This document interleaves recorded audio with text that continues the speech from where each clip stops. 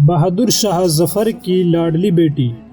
آخری مغل بادشاہ بہادر شاہ ظفر کی لاڈلی شہزادی کلثوم زمانی بیگم بیان کرتی ہیں کہ جس وقت میرے بابا کی بادشاہت ختم ہوئی اور تاج و تخت لٹنے کا وقت قریب آیا تو دلی کے لال قلعے میں ایک کوہرام مچا ہوا تھا۔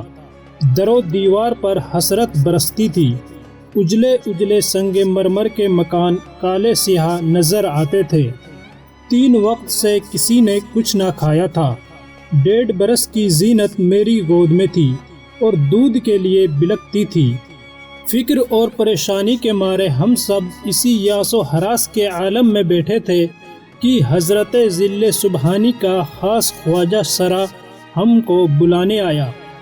آدھی رات کا وقت، سناٹے کا عالم، گولوں کی گرج سے دل سہمے جاتے تھے، لیکن حکم سلطانی ملتے ہی حاضری کے لیے روانہ ہو گئے۔ حضور مصلی پر تشریف رکھتے تھے، تسبیح ہاتھ میں تھی۔ جب میں سامنے پہنچی تو جھک کر آداب بجا لائی۔ حضور نے نہایت شفقت سے قریب بلایا اور فرمانے لگے، کلثوم لو، اب تم کو خدا کو سونپا، قسمت میں ہوا تو پھر مل لیں گے۔ تم اپنے شوہر کو لے کر فوراً کہیں چلی جاؤ۔ میں بھی نہیں چاہتا کہ اس آخری وقت میں تم بچوں کو آنکھ سے اوجھل ہونے دوں، پر کیا کروں، ساتھ رکھنے میں تمہاری بربادی کا اندیشہ ہے۔ الگ رہو گی تو شاید خدا کوئی بہتری کا سامان پیدا کر دے۔ اتنا فرما کر حضور نے دستے مبارک دعا کے لیے بلند کیے۔ جو رعشہ کے سبب کانپ رہے تھے، دیر تک آواز سے بارگاہ الہی میں عرض کرتے رہے، خداوند، یہ بے وارث بچے تیرے حوالے کرتا ہوں۔ یہ محلوں کے رہنے والے جنگل اور ویرانے میں جانے والے ہیں۔ دنیا میں ان کا کوئی یار و مددگار نہیں رہا۔ تیمور کے نام کی عزت رکھیو اور ان بے بس عورتوں کی آبرو بچائیو۔ پروردگار یہی نہیں بلکہ ہندوستان کے سب باشندے میری اولاد ہیں، اور آج کل سب پر مصیبت چھائی ہے۔ میرے اعمال کی شامت سے ان کو رسوا نہ کر اور سب کو پریشانیوں سے نجات دے۔ اس کے بعد میرے سر پر ہاتھ رکھا، زینت کو پیار کیا اور میرے شوہر مرزا ضیاء الدین کو کچھ جواہرات عنایت کر کے نور محل صاحبہ کو ہمراہ کر دیا، جو حضور کی بیگم تھی۔ آخری رات کو ہمارا قافلہ قلعہ سے نکلا، جس میں 2 مرد اور 3 عورتیں تھیں۔ مردوں میں ایک میرے شوہر مرزا ضیاء الدین اور دوسرے مرزا عمر سلطان تھے۔ جس وقت ہم لوگ رتھ میں سوار ہونے لگے، صبح صادق کا وقت قریب تھا۔ تارے سب چھپ گئے تھے، مگر فجر کا تارا جھل ملا رہا تھا۔ ہم نے آخری بار اپنے گھر پر اور سلطانی محلوں پر آخری نظر ڈالی تو دل بھر آیا اور آنسو امڑنے لگے۔ نواب نور محل کی آنکھوں میں آنسو بھرے ہوئے تھے اور پلکیں ان کے بوجھ سے کانپ رہی تھی۔ صبح کے ستارے کا جھلملانا نور محل کی آنکھوں میں نظر آتا تھا۔ آخر لال قلعے سے ہمیشہ کے لیے جدا ہو کر کورالی گاؤں میں پہنچے اور وہاں اپنے رتبان کے مکان پر قیام کیا۔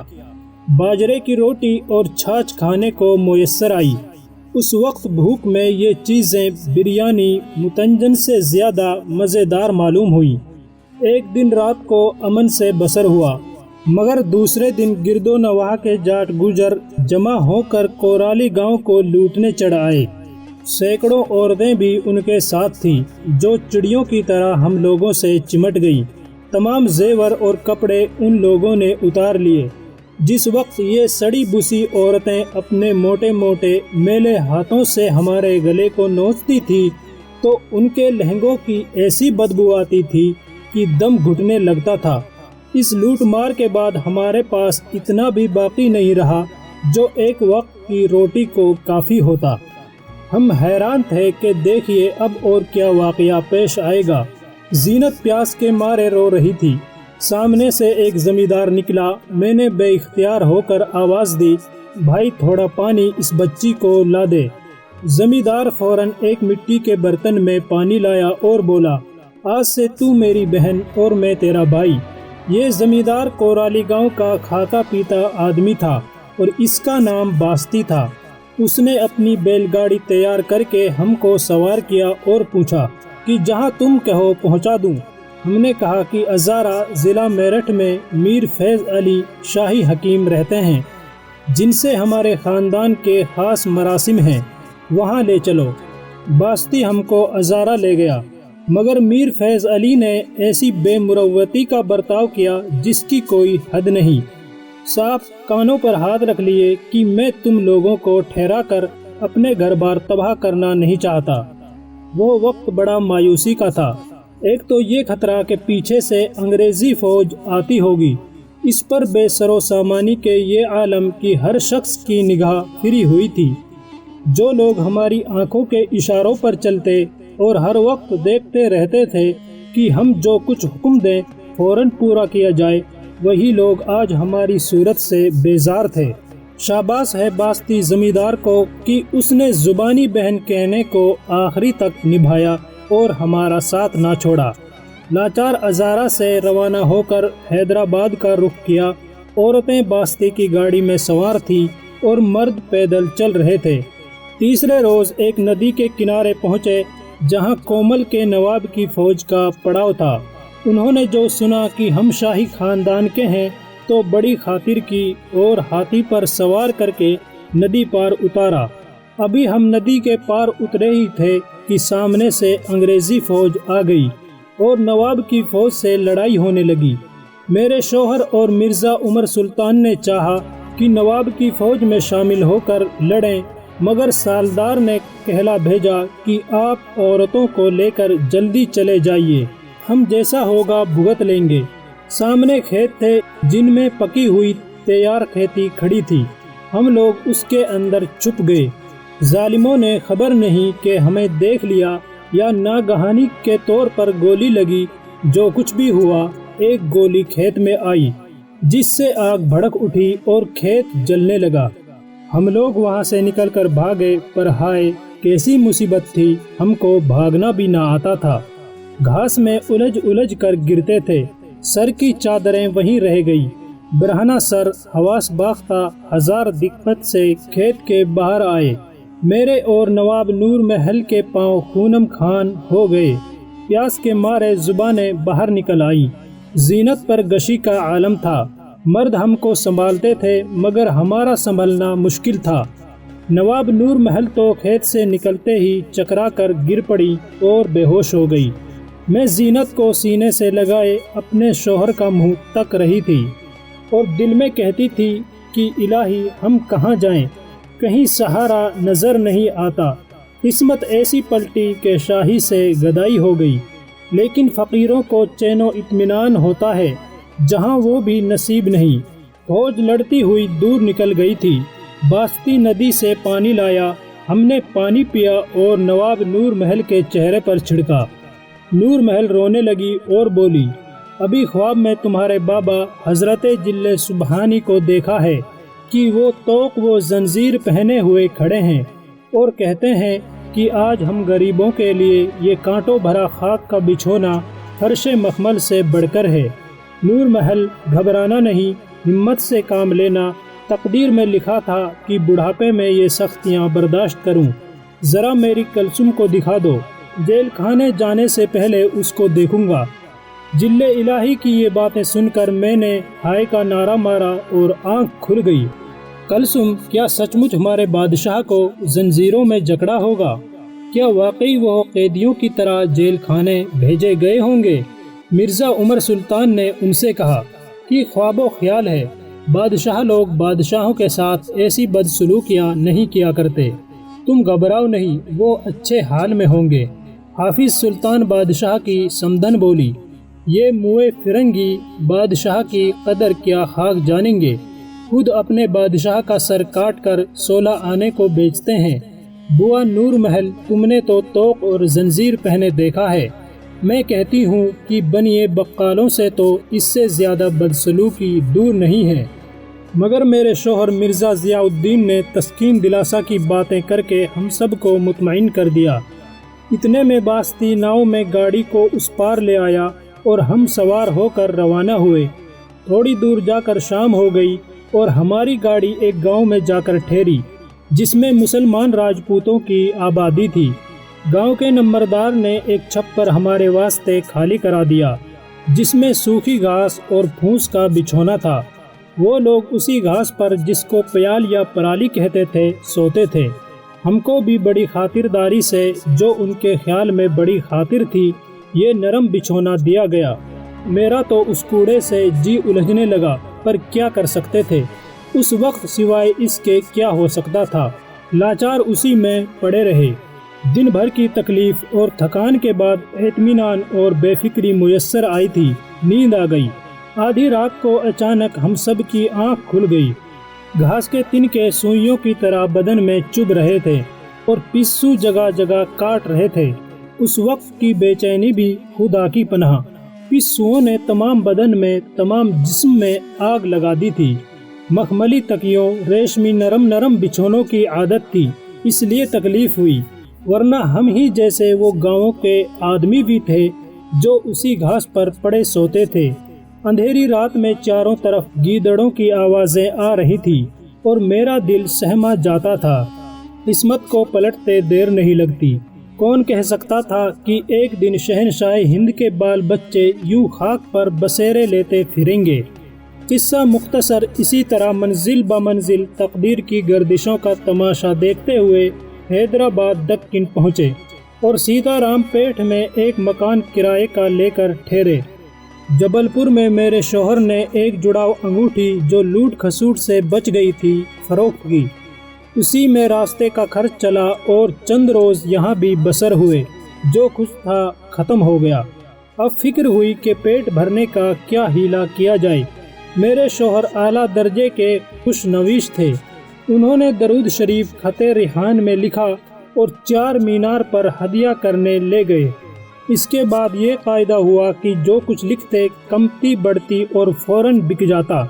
اس طرح ہماری گزر اوقات ہونے لگی، لیکن موسیٰ ندی کے چڑھاؤ سے ڈر کر شہر میں داروغہ احمد کے مکان میں اٹھ آئے۔ یہ شخص حضور نظام کا خاص ملازم تھا۔ اس کے بہت سے مکان کرائے پر چلتے تھے۔ چند روز بعد خبر اڑی کہ نواب لشکر جنگ، جس نے شہزادوں کو اپنے پاس پناہ دی تھی، انگریزوں کے عتاب میں آ گیا ہے اور اب کوئی شخص دہلی کے شہزادوں کو پناہ نہیں دے گا، بلکہ جس کسی شہزادے کی خبر ملے گی اس کو گرفتار کرانے کی کوشش کرے گا۔ ہم سب اس خبر سے گھبرا گئے اور میں نے اپنے شوہر کو باہر نکلنے سے روک دیا کہ کہیں کوئی دشمن پکڑوا نہ دے۔ گھر میں بیٹھے بیٹھے فاقوں کی نوبت آ گئی تو لاچار ایک نواب کے لڑکے کو قرآن پڑھانے کی نوکری میرے شوہر نے 12 روپیہ ماہوار پر کر لی۔ چپ چاپ اس کے گھر چلے جاتے اور پڑھا کر آ جاتے، مگر وہ نواب اس قدر بدمزاج تھا کہ ہمیشہ معمولی نوکروں کی طرح میرے شوہر کے ساتھ برتاؤ کیا کرتا تھا۔ میرے شوہر وہ سب کچھ برداشت نہ کر سکتے تھے اور گھر میں آ کر رو رو کر دعا مانگتے کہ الہی، اس ذات کی نوکری سے تو موت لاکھ درجے بڑھ کر ہے۔ تو نے اتنا محتاج بنا دیا۔ کل تو اس نواب جیسے سینکڑوں ہمارے غلام تھے اور آج ہم اس کے غلام ہیں۔ اسی اثنا میں کسی نے میاں نظام الدین صاحب کو ہماری خبر دی۔ میاں صاحب کی حیدرآباد میں بڑی عزت تھی، کیونکہ میاں حضرت کلے میاں صاحب چشتی نظامی فخری کے صاحبزادے تھے، جن کو بادشاہ دہلی اور نظام اپنا پیر تصور کرتے تھے۔ میاں نظام رات کے وقت میانہ میں سوار ہو کر ہمارے پاس تشریف لائے اور ہم کو دیکھ کر بہت روئے۔ ایک زمانہ تھا جب وہ قلعے میں تشریف لاتے تھے تو مسند زر نگار پر بٹھائے جاتے تھے۔ آج وہ گھر آئے تو ثابت بوری بھی نہ تھی جس پر وہ آرام سے بیٹھ جاتے۔ پچھلا زمانہ آنکھوں میں پھرنے لگا۔ خدا کی شان کیا تھا اور کیا ہو گیا۔ میاں بہت دیر تک حالات دریافت کرتے رہے، اس کے بعد تشریف لے گئے۔ صبح کو پیغام آیا کہ ہم نے خرچ کا انتظام کروا دیا ہے، اب تم حج کا ارادہ کر لو۔ یہ سن کر جی باغ باغ ہو گیا اور مکہ مکرمہ کی تیاریاں ہونے لگی۔ بہرحال حیدرآباد سے روانہ ہو کر بمبئی آئے اور یہاں اپنے سچے رفیق باستی کو خرچ دے کر اس کے گھر رخصت کر دیا۔ جہاز میں سوار ہوئے۔ جو مسافر یہ سنتا تھا کہ یہ شاہ ہند کے گھرانے کے ہیں تو ہمارے دیکھنے کا شوق ظاہر کرتا تھا۔ اس وقت ہم سب درویشانہ رنگین لباس میں تھے۔ ایک ہندو نے، جس کی شاید عدن میں دکان تھی اور جو ہمارے حال سے بے خبر تھا، پوچھا کہ تم لوگ کس سنت کے فقیر ہو؟ اس کے سوال نے زخمی دل کو مزید چھیڑ دیا تھا۔ میں بولی، ہم مظلوم شاہ گرو کے چیلے ہیں، وہی ہمارا باپ تھا اور وہی ہمارا گرو۔ پاپی لوگوں نے اس کا گھر بار چھین لیا اور ہم کو اس سے جدا کر کے جنگلوں میں نکال دیا۔ اب وہ ہماری صورت کو ترستا ہے اور ہم اس کے درشنوں بغیر بے چین ہیں۔ اس سے زیادہ اور کیا اپنی فقیری کی حالت بیان کریں۔ جب اس نے ہماری اصلی کیفیت لوگوں سے سنی تو بیچارہ رونے لگا اور بولا، بہادر شاہ ہم سب کا باپ اور گرو تھا، کیا کریں، رام جی کی یہی مرضی تھی کہ وہ بے گناہ برباد ہو گیا۔ مکہ مکرمہ میں پہنچے تو اللہ رب العالمین نے ٹھہرنے کا ایک عجیب ٹھکانہ پیدا کر دیا۔ عبد القادر نامی ایک میرا غلام تھا، جس کو میں نے آزاد کر کے مکہ بھیج دیا تھا۔ یہاں آ کر اس نے بڑی دولت کمائی اور زمزم کا داروغہ بن گیا۔ اس کو جو ہمارے آنے کی خبر ملی، دوڑا ہوا آیا اور قدموں پر گر کر خوب رویا۔ اس کا مکان بہت اچھا اور آرام دہ تھا، ہم سب وہیں ٹھہرے۔ چند روز کے بعد سلطان روم کے نائب کو، جو مکہ میں رہتا تھا، ہماری خبر ہوئی تو وہ بھی ہم سے ملنے آیا۔ کسی نے اس سے کہا تھا کہ شاہ دہلی کی لڑکی آئی ہے جو بے حجابانہ باتیں کرتی ہے۔ نائب سلطان نے عبد القادر کے ذریعے سے ملاقات کا پیام دیا، جو میں نے منظور کیا۔ دوسرے دن وہ ہمارے گھر پر آیا اور نہایت ادب قاعدہ سے بات چیت کی۔ آخر میں اس نے ایک خواہش کی کہ میں آپ کے آنے کی اطلاع حضور سلطان کو دینا چاہتا ہوں۔ میں نے اس کا جواب بہت بے پرواہی سے دیا کہ اب ہم ایک بڑے سلطان کے، ایک بڑے حاکم کے دربار میں آ گئے ہیں، اب ہمیں کسی دوسرے سلطان کی پرواہ نہیں ہے۔ نائب نے ایک معقول رقم ہمارے اخراجات کے لیے مقرر کر دی اور ہم 9 برس وہاں مقیم رہے۔ اس کے بعد 1 سال بغداد شریف، 1 سال نجف، اشرف و کربلا معلیٰ میں بسر ہوا۔ اتنی مدت کے بعد دہلی کی یاد نے بے چین کیا اور روانہ ہو کر دہلی آ گئے، جہاں انگریزوں کی سرکار نے بہت بڑا ترس کھا کر 10 روپیہ ماہوار پینشن مقرر کر دی۔